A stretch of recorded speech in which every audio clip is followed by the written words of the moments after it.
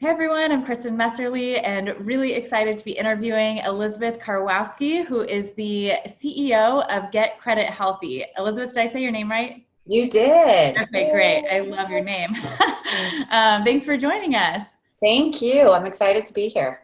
Yeah, so Elizabeth, why don't you share a little bit about what you do? I love your company. I think it is high impact. So share with us a little bit about that and your role. We are a fintech organization, and we are. It's interesting. We're talking to someone from a bank that it will be a student partner of Get Credit Healthy, and they said that we're doing a paradigm shift in the market, right? So it's pretty cool how they explain what Get Credit Healthy is. We're really a lead recovery and database management tool. What does that mean, right? I mean, those are technical terms, but at the end of the day, we take non-qualified candidates that go to lending institutions and give them the needed resources through our technology and our nonprofit HUD counselors in order to become credit and financially qualified to purchase a home. Yeah, I love the connection piece there. And since you are dealing with a lot of I want to talk about younger demographics and credit. I read a statistic recently that said I think it was 42% of millennials struggle with poor credit. Is that something new? Has there been a shift in the way that millennials or Gen Z are approaching credit, and what are some of the challenges there? I mean, obviously student loans have a major impact on credit, right? So that itself is impacting individuals, and from the ratios, the utilization of credit availability versus what is available for them. And it's just knowing how to handle it, right? A lot of people coming out of school, I like to say there's a lot of tools out there. There's, for credit monitoring, and we get all these alerts, and it's fascinating, right? And I always stress these are great tools, but do we really understand how they play a role in the market in order for you to qualify? And what I've realized dealing with the younger generation, I like to say I'm included too, but realistically, I've been in the industry for almost 20 years. And so there is a big difference. Now, the big difference between when I graduated versus now is that there are tools available, which make it slightly more confusing because of the fact that when you're getting these tools, the credit scores that you're actually receiving are not FICO scores. They might be Vantage scores, or they might be simulated scores, and these are all fantastic tools, but for purposes of buying a home, lenders still use the FICO scoring models, and understanding that is quite challenging. Yeah, absolutely. And there's a lot of confusion around what kind of, what is impacting their credit score. Do you see while they have access to so many tools, do you have any idea on like what kind of education level they have around credit, or kind of where they're getting their information? I think online, right? Like everyone else, many times. And again, it's just becoming confusing. And then it becomes so confusing that people are like, I give up. I'm not going to deal with it, right? And I don't know if you come across. I mean, I have younger friends that they're like, they're the ones that text me and they're like, what does this mean? Yeah, forget it. I don't want to deal with it. And so, one thing we did when we were even creating some of our processes, I went to younger generation. I'm like, if I could have those graduating college, right, understand the simplicity and break it down of how credit benefits them and how it works, then I think we're on the right path. So what we've done is really break it down as what are your problems, what are the solutions, and some action steps you need to take, because some of it might just be behavior. Let me give you a perfect example, right? We changed insurance, so I canceled my insurance, and literally I received a bill yesterday for $66, and I'm like, how is this possible? I got a check for $66 in the mail, or $62, whatever it is, and now they're sending me a bill again, right? And the normal person would be like, well, they must have just made a mistake and I'll throw it away, right? I don't know if you would do that. You'd be like, yeah, okay. Absolutely. I'll throw it away. Well, throwing that away can actually create a huge problem for you in the near future, because they could sell it off to a collection agency. That collection agency all of a sudden reports you negative on your credit, which can drop your score 60, 70, 80 points, just because of a mistake, not done by me, but because I didn't take that extra step to try to resolve it as quickly as possible. Yeah, I actually have a huge problem with that, because I see all mail as junk mail. I forget that, those are serious things that come through. So I had something just the other day, also $32 that had gotten sent to a collection agency. And I'm like, man, how do I know that I thought I paid all of those medical things, Yes. Little thing is impacting my credit score. So yes. And then you're like at a panic, and many times you don't even know, or you'll get an alert. Again, those tools are great because you might get an alert, something was adjusted on your credit score.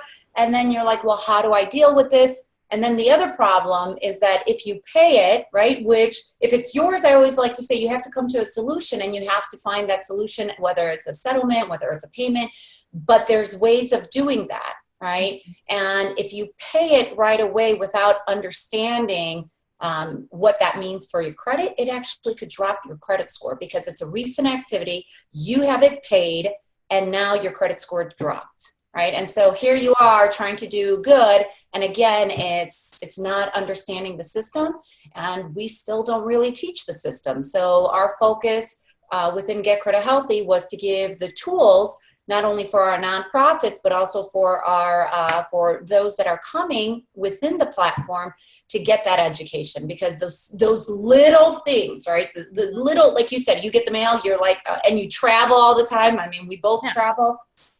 And then, you're screwed, literally. I mean, then you're like, oh my God, and it is. And then it's frustration. It's the common emotions that I would have, you would have, that you're like, I just have a collection for $60 on my report, dropped my score. Now I'm trying to get something, and my interest is high because my score is in the 600 versus the 700. And, it just is, it's not fun, right? It's not a fun place to be. So, and one thing that I love is that you are bringing together nonprofits and lenders. And that's something, we work at Cultural Outreach a lot on that piece, just making the connection, but your tool actually does that. Yes. In working with the nonprofits and housing counselors, do you see any kind of challenges there in the nonprofits reaching the markets that they need to reach, or any challenge from consumers to getting to the nonprofits?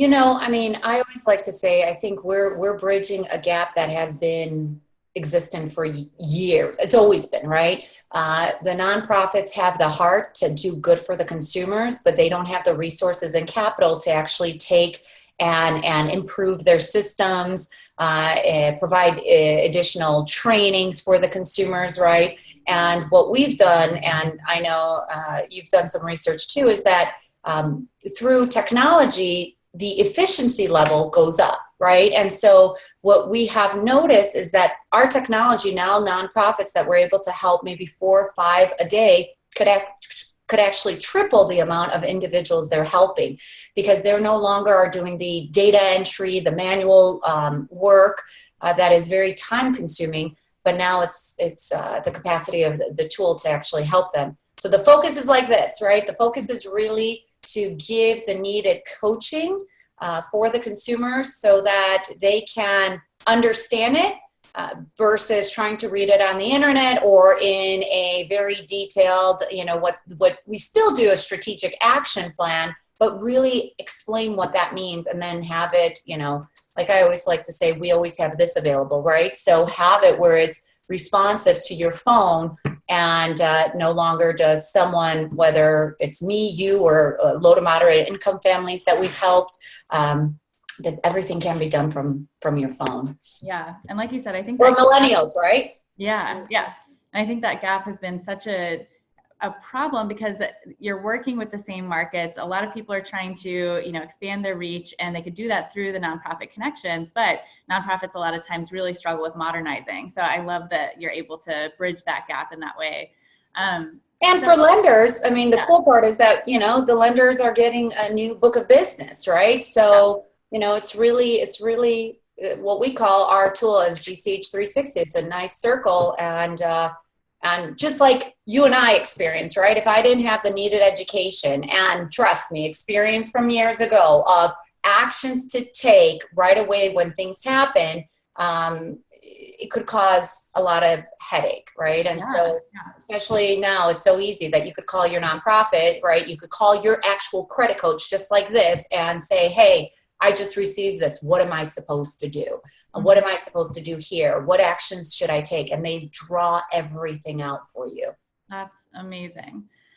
So my last question for you is, what actually brought you into this industry? You're clearly very passionate about it, and what is your past experience? What drives that passion? Yeah, great question, right? I mean, well, I come from the consulting background, so I'm always curious about things. How do they work? What's going on? But then one of my clients was a mortgage broker. I became top producer. I actually fell into it and then opened up a brokerage firm. When I sold to my previous partner back in 2007, one thing that I was always curious about was credit. And I still remember people would say I could help my clients, right? And I said, fantastic, because these are good people, right? That just don't have the needed guidance. And I didn't have the guidance. I didn't know, right? I didn't understand the Fair Credit Reporting Act, the debt collections practices, all these other things that protect you and me as consumers. I didn't understand that. And nor did I have the time, right? So I always look for the experts. The experts take care of the situation, keep me in the loop, make sure things are good, and then everyone's happy, right? Well, I realized that wasn't existent. And also, as you know, I personally experienced it. I went through a divorce in 2007, a divorce with my partner, a divorce with my actual partner, my ex-husband, and things that they've done, which I co-signed, I didn't realize, right? So I'm a client of my own program because, those were hard lessons that you're like, oh my goodness, how would I know? You wouldn't, right? And so I spent a lot of money on attorneys. I spent a lot of money on all of this crazy stuff. And I said, you know what? I hope if I could help one family, two families, three families not experience the headache that I experience, then I'm doing good. And, I'm excited to say we've helped quite a few thousands of families. And, at the end of the day, they're actually achieving home ownership. So it's a pretty cool feeling. And that's what drives me, right? Every day when I talk to some of my executives, I love to see the stories and the success stories that come across my desk every single day of how we helped, whether it's 5 families, 10 families, even one family. We've done good. Well, that is beautiful. I'm so happy to hear about your success and your passion for this, and it's so needed in our world. So thank you so much for sharing with us. Thank you.